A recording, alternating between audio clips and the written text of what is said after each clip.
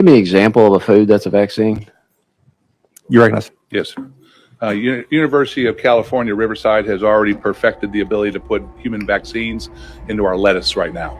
Also, tomatoes has the ability to do that also for UC Berkeley. And then Big Tobacco, RJ Reynolds and stuff has perfected the ability to put a human vaccine into tobacco products.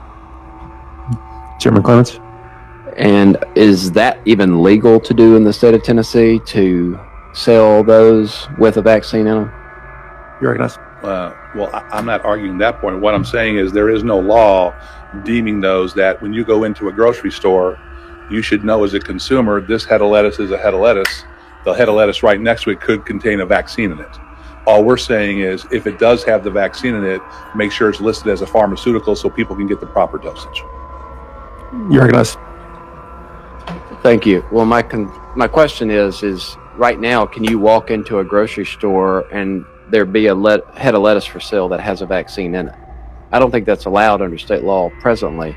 And if it is, and you have to list it as a pharmaceutical, are we going to then have Walgreens pharmacists with a refrigerated section? I mean, how's this going to play out?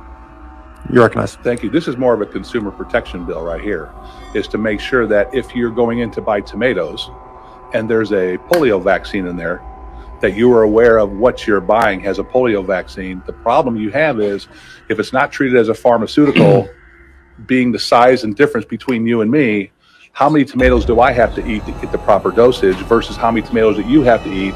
And if you eat too many, do you get a overdose? If you eat too less, like we had in the cattle industry with Aeromycin, we weren't dosing our cattle properly and the horn flies were developing an immunity to it. If we don't have the proper dosage of a vaccine, it could lead to the efficacy of that drug not work anymore. When they're feeding the dead to the living, you know the end is near. Check out this death chamber, this washing machine. They call it aquamation, where they liquefy the dead and then dump the remains down the drain to be recycled into the municipal water supply. And so people are drinking it, they're showering in it, they're doing their laundry in it, and this is happening in most states across the country. In most major cities, they're recycling dead people and feeding it to the living. What does that mean exactly? And they're grinding up the bones into powder. They call this calcium phosphate, which is going to be used for food processing, undoubtedly. Maybe in your vitamins. And so what are the implications when people start eating dead people, like cannibalism? Is there going to be kuru running around out there? Mad cow disease? What about in a spiritual sense? What is that like when you're eating and drinking dead people? Of course, they're spraying this on the food supply. Irrigation. They're using dead people as compost, and people are drinking it. So what does that mean? What does that feel like? Ladies and gentlemen, obviously this is another satanic ritual that's being performed before our very eyes. And essentially people are being raped by this death juice as they're forced to drink it. Talk about drinking the Kool-Aid. Now they're drinking dead people in the major cities. That's why they're all crazy in these big cities. They're drinking dead people, and they don't even know it, for the most part. And they keep finding human DNA in the food supply. What do you think that's all about? It's probably not just aquamation, but they're probably grinding babies and who knows what else in these meat processing plants so that people will eat human flesh without even knowing it. That's how these cult members get their kicks, ladies and gentlemen. Quite literally.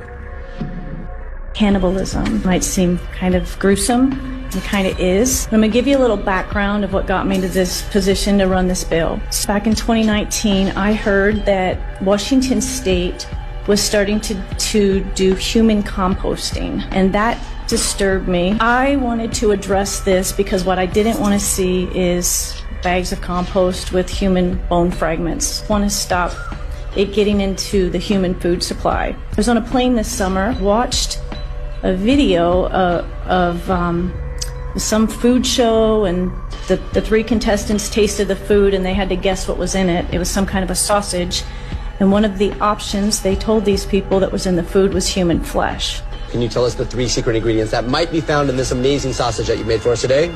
The 3 secret ingredients that might be found in this sausage are fish liver, human flesh, or shark. All right. Are those really the 3 ingredients? Yeah, fish liver, human flesh, or shark. Is this, Separate. is that? And as I said, there's a stigma surrounding this. We're good. We will clear it. We're good. Go on, Brian, please. All right. Yo.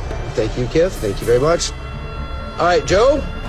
Fish liver, shark, Or human flesh.